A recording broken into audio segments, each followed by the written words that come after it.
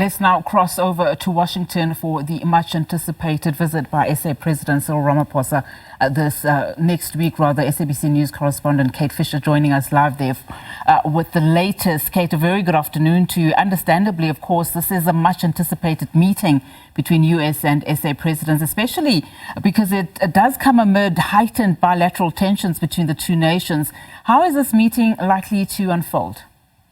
You're right. It's really the lowest point in the relationship between South Africa and the US, really since the end of apartheid. We've had the dismissal of the South African ambassador to the US, the end of US foreign aid to South Africa, US President Donald Trump claiming that South Africa is engaged in white genocide. So some really difficult subjects to be talking about in the Oval Office next week, not to mention, as you mentioned there in your introduction, the trade issue between the two countries also needs to be sorted out. So a lot on the agenda. I think that we'll all be watching to see just how Cyril Ramaphosa deals with this situation. He's obviously an experienced statesman of many years, an experienced negotiator, but this is a new challenge, and we'll be looking to see whether he kind of takes a leaf perhaps from the Canadian playbook of Mark Carney, the new Canadian leader, and standing tough against Donald Trump, or if he loses his cool like President Zelensky. Of course, his advisors are hoping that he will be standing tough and taking a leaf out of Mark Carney's book, showing the US president that South Africa is a strong nation and won't be pushed around.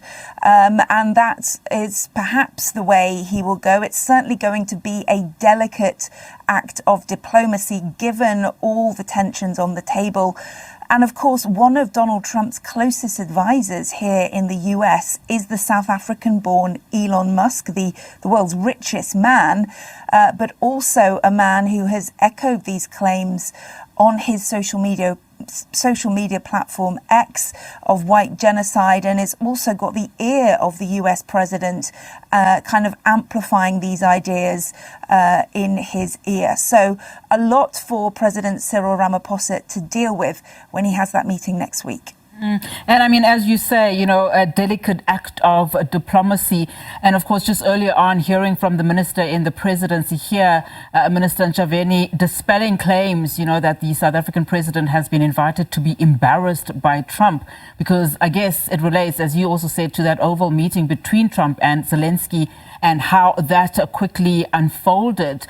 Just also, you know, around the US matter and South Africa, the recently 49 Afrikaners who arrived in that country.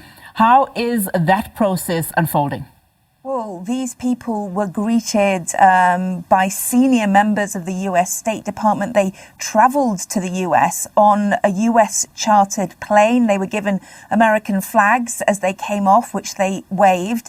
And these few dozen people are the only people to be offered asylum in the US since Donald Trump has taken back the White House. He has ended refugee programs for every other country and every other ethnicity except for white Afrikaners. So kind of a real spotlight on these people, the only ones that are being helped by the US government at the moment.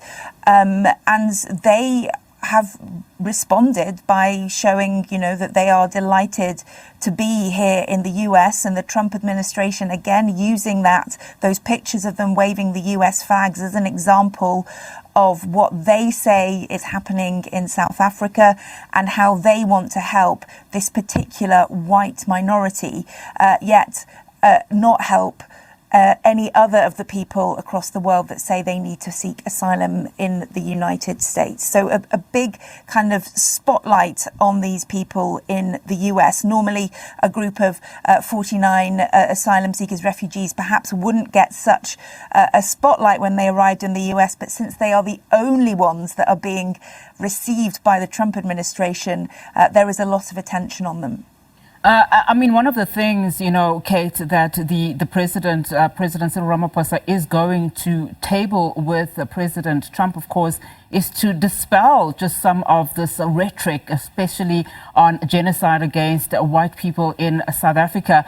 I'm wondering then, how is this all being reported, and what narrative is really coming out on, you know, from the US media, particularly in also trying to just put some form of, you know, history behind some of these utterances and also disinformation that is coming through?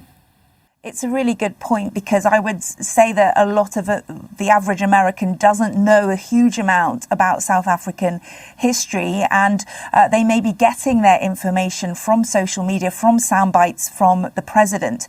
Certainly what we would deem the mainstream media here, papers like the New York Times and so on, have given full accounts of the situation, including the historical context to this, and saying clearly, you know, no land has actually been expropriated at this point. And in fact, it tends to be the black population that suffers more violence than the white Afrikaners. That's certainly been made clear in the mainstream media. The concern is that some of those more alternative media, that kind of more fringe media, who perhaps do echo what Donald Trump is saying without backing it up, without showing evidence for it.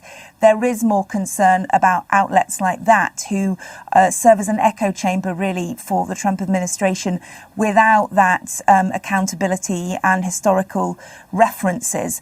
And as you say, Cyril Ramaphosa has tried, we understand, on the telephone with Donald Trump to explain what is actually happening as opposed to what Donald Trump is saying, and has said that the US president has, quote, got the wrong end of the stick. So I think perhaps a lot of the conversation in the Oval Office will be the South African leader trying to explain to Donald Trump the real situation on the ground in South Africa, as well as the historical background to what has brought them to that situation.